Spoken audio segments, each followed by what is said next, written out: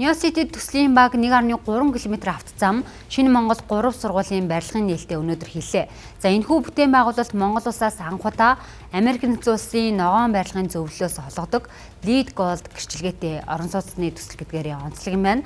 За нийслэл тулгамдсан асуудалд иж бүрэмд судалгаа хийж сургуультай, ногоон байгууламжтай, зогсоол хүрэлцээтэй, цэрэг төлөвлөлттэй байх зэрэг олон асуудлыг нэг дор шийдсэн анхдагч хотхон болж байна.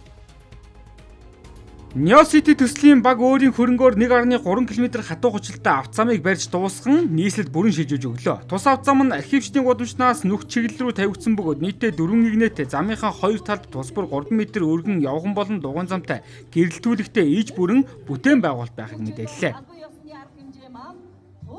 За бид ер нь бол ийм нэг цогт төс болохоор 4 том зүйлийг ажлыг нэг жил багтаа хийх гэж ингэж зорж байгаа. За нэгдүгээрт сургууль, зам, дэд үтц, хотхон гэдэг. Өнөөдрийн байдлаар бол бид нэр зам сургууль хоёроо одоо ингээд нээж ин дэд үтц маань ажилтанд орцсон. Одоо бид нэр дулаан цэвэр усаа ингээд өгөөд явж байгаа. Хотхон маань сар хагасын дараа ажилтанд орно. Манай төслийн өөрөө нөгөө судалгаагаар нотлогдсон концепц айгүй сайтай учраас Монголын банк санхүүгийн олон байгууллагууд нэг дор нэгдэж орсноор юм онцлогтой байна. Тэгэхээр бусад барилгын компаниуд нийслэл Улаанбаатар хоттой хамтарч өөрсдийн барьж байгуулах хотхон дээрээ яг энэ Неосити төслийн хамт олон шиг иж бүрнээр төсөл дээр хамтарч ажиллавал одоо их талархалтай байх болно. Өөрөөр хэлбэл нийслэлийн төсөв дээр өөрийнхөө хороол хотхон руу тавьсан замыг тийм ээ өөрсдөө шийддэг, дулаалгын дулаан хангамжаа шийддэг, за цаашлаад сургуулийн асуудлыг шийддэг ийм одоо жишг төсөл болсон байна. Одоо энэ бидний Мөн өнөөдөр сургуулийн байрны нээлттэй хийж буй ерөнхий боловсролын Шинэ Монгол 3 сургууль нь 1360 хүүхдийн хүчин чадалтай нийтдээ 11,000 м2 талбайтай 3 давхар сургуулийн барилгын суурийг өнгөрсөн оны 11-р сард судалгаж инхүү 1 жилийн дотор барьж ашиглалтанд орууллаа. За Неосити төслийг бүтээн байгуулалт нь иргэдийн тулгамдсан асуудлуудыг шийдэж чадж байгааг иргэд хэллээ.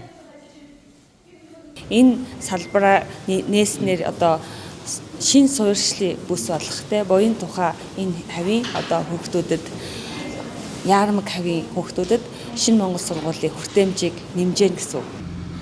Гэхдээ урд нь бол шорон зам багт нь бол байнга л явдаг байсан л да. Одоо харин сайхан засмалтай сайхан л байна шүү дээ. Залуучууд өөрсдийнхөө хөрөнгөөр ингээд юм зам тавьсан гэхлээр бүр бит хоёр бүр талархаад бүр явж байгаа. Хоёулаа энэгээр дугал албаар явж үзээгээд явсан байхгүй.